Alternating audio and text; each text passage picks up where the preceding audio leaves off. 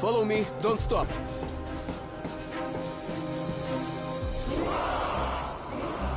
Security, make way! When it launched back in 2010, I had a pretty mixed opinion of Metro 2033. Great graphics and rich atmosphere were the highlights, but they weren't enough to overcome repetitious level design, often unsatisfying shooting, and a pretty goofy translation. I did have my fun, but I just couldn't shake the feeling that 2033 was an overly linear, poor man's Stalker. Not content with but one trek through post-apocalyptic Moscow sewers, 4A has returned with a sequel titled Metro Last Light, and though a few of 2033's rougher corners come along for the ride, I was very pleased to discover Last Light is a significantly smarter and tightly designed game, evidence of a developer who listens to feedback and is willing to raise the bar in quality standard.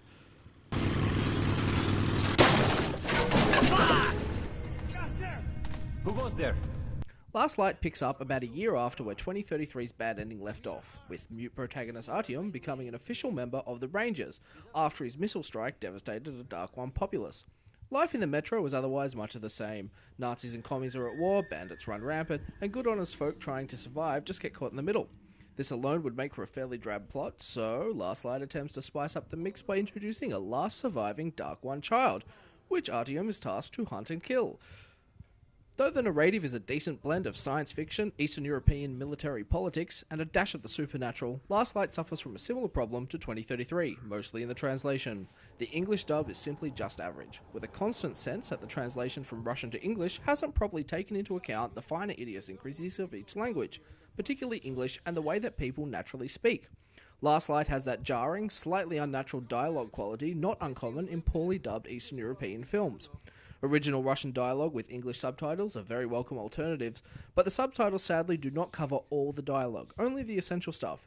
And to be honest, in a game with such fantastic minimalist, HUD-less atmosphere and immersion, I personally find the subtitles in this case a little intrusive.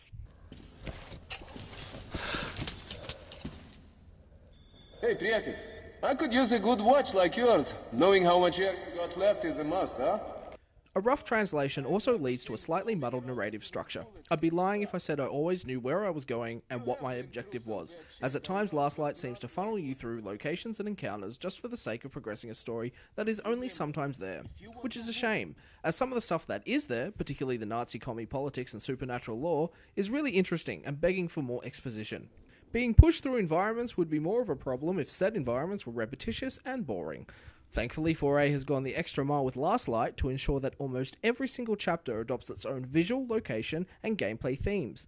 I was reminded a little bit of how Half-Life 2 was paced and structured, where the game continually introduces new ideas and set pieces without dwelling too much on what has already happened. Last Light has a very similar quality, leading the player across a surprisingly vast variety of locations and sequences, which is a really smart decision given how linear the experience is. And for most part, greater attention has been spent on each encounter, with snappier human and mutant battles and constructive level design that encourages a blend of both stealth and action gameplay, while using any weapon at your disposal. Last Light appears more focused and structured on providing a smarter, more satisfying, gamey design, as the path of action pushes players to avoid both enemy armor and stick to cover, while clearing a room silently is more puzzle-like, taking out lights, moving silently, and relying on close quarters takedowns and silent weapons. I can imagine for seasoned Metro enthusiasts, Last Light will, at times, seem a bit like a step backwards. The bullets are economy concept is lessened, as abundant ammo and extremely effective headshots mean you never really have to resort to using your valuable military rounds, and I think a good argument can be made for the stealth AI being far too forgiving. I don't think it's any less open or freeform than 2033. There's still plenty of side areas to explore and hidden secrets, and most if not all of the mechanics, like the gas mask, return, but it's perhaps a little bit less demanding and punishing, even on higher difficulties.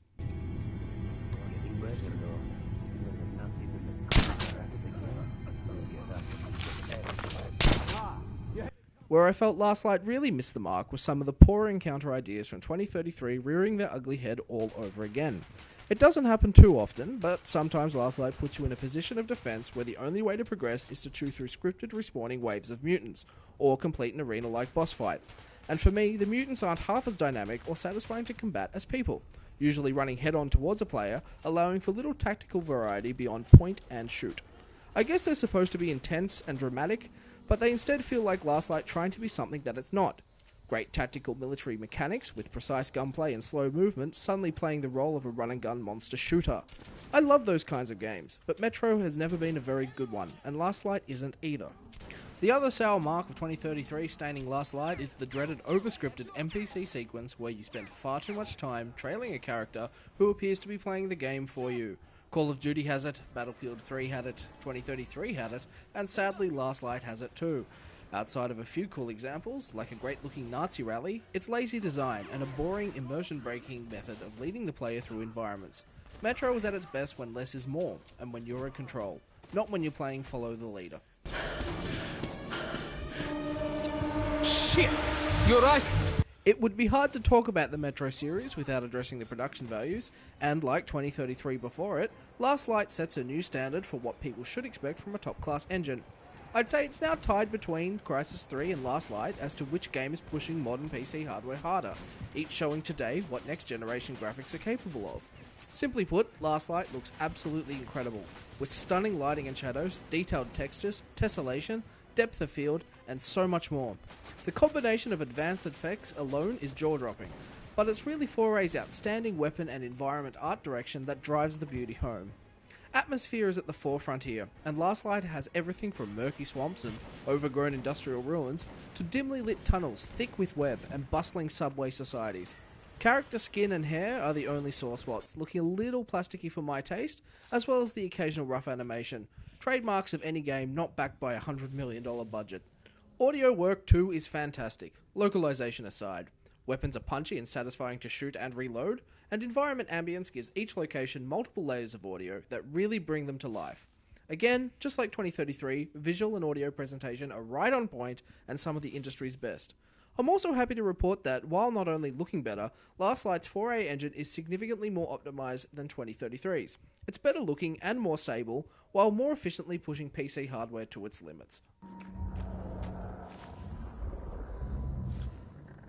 If I took anything away from Last Light, it's that 4A have the potential to be something truly special, if they're not that already in some areas.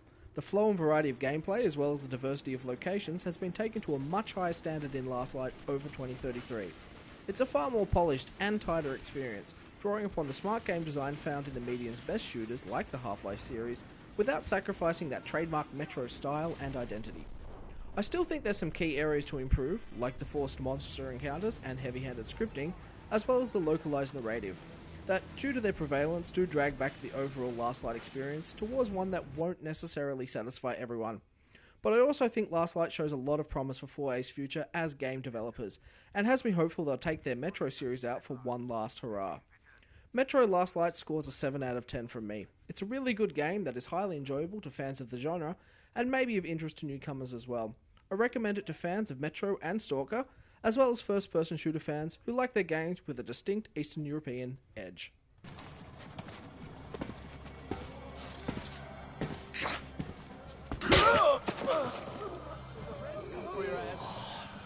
Boring.